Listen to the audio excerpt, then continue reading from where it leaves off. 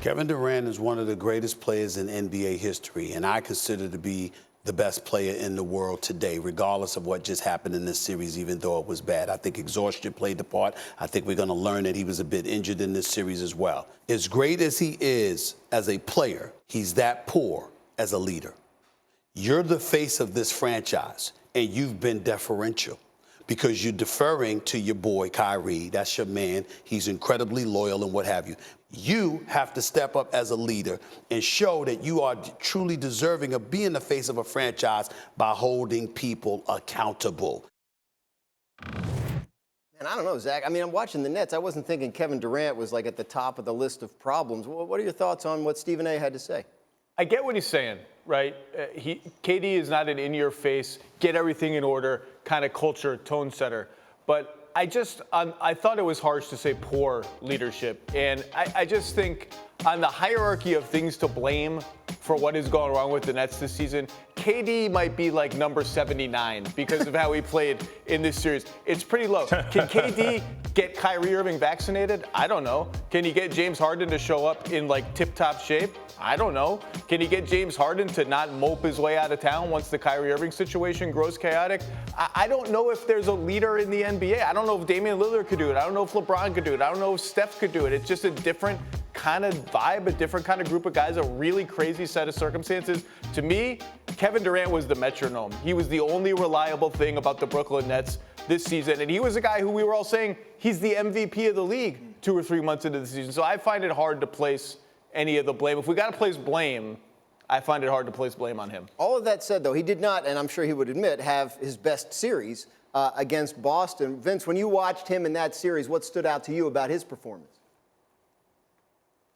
I think KD looked shell-shocked and a little rattled. I mean, you go into a series and you look at the games that you played in the regular season, so you're kind of prepared for it. But the defensive intensity and the level of play by the Boston Celtics were next level. I mean, they were just bumping him, pushing him, just trying to get under his skin and just getting in his head a little bit to get him off his game. And now when he's looking around, he's turning the ball over, not hitting shots, getting off the ball because of double teams and other guys aren't making shots. He grew frustrated in the three games that we saw. Yes, he had a breakout game in Game 4, 39 points or so.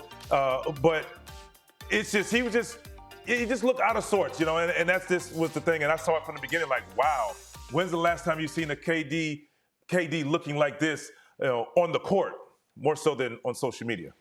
Yeah, look, I mean, lots to figure out there for the Nets. But, Zach, after the game, Kyrie had some comments about looking forward to managing the franchise alongside Durant, and he named some guys in the front office. What were your thoughts on hearing those comments? Yeah, I don't think it went over super well around the NBA. And look, Kyrie Irving's a superstar. I had him on my All-NBA third team last season. He's a superstar. He's not a Kevin Durant level superstar who's an MVP candidate, that kind of stuff. But superstars, of course, they're going to be consulted on decisions of import for any franchise. That's how the NBA works. Superstars drive winning.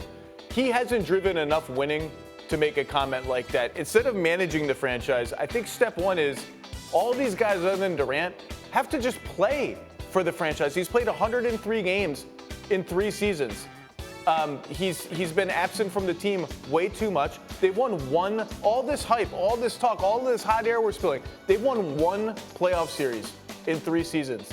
So, they've got a lot of big decisions to make this summer with their outgoing free agents, with how they're going to stock the roster and all that, with Kyrie's player option. Let's focus on that stuff, focus on getting on the court and seeing what the team is. Vince, what did you make of Kyrie's comments? What do you think about his future there with the Nets? Zach is spot on. I think as superstar players, yes, they should be consulted with, and you should, value their opinions of players they want to play with, and you just see if it fits and meshes with what you have already or what you're trying to construct. But we've seen in the past when players are kind of controlling who should play where, what has happened, i.e. the Lakers. So I think first and foremost, they need to bring in Steve Nash or decide if they're going to keep Steve Nash, because I think as a coach, it's important to see or know what type of players you want to coach or what style of play you want to play and coach. And they go find guys that fit that style, which will help the coach first and foremost in your franchise. So I don't agree with Kyrie as far as they should run things moving forward. Yeah, one thing I did want to mention before we put a bow on this, the Ben Simmons thing. They trade for him. They thought he was going to be a helper. He ends up not playing. Yeah. If he comes back and plays next year, like what effect does that have on this team and its chances? Yeah, I'm done with this. I'm done with it. All right, I said when they got him, he's a perfect fit. Like on paper, yeah, sure. I said on paper he's a perfect fit. He's their Draymond Green. Doesn't need to handle the ball. Doesn't need to run pick and roll. Run the floor, play defense, rebound, set screens, spray the ball out to all the shooting. A glorious amount of shooting around him. Theoretically, it's a great fit. I'm done now until we see it. Until we see these three guys on the floor, until we see Joe Harris back, until we see the team around them. I'm done anointing them and if all things go well, title contender. Until we see it, they are not in that conversation. Thank you for watching ESPN on YouTube. For live streaming sports and premium content, subscribe to ESPN+.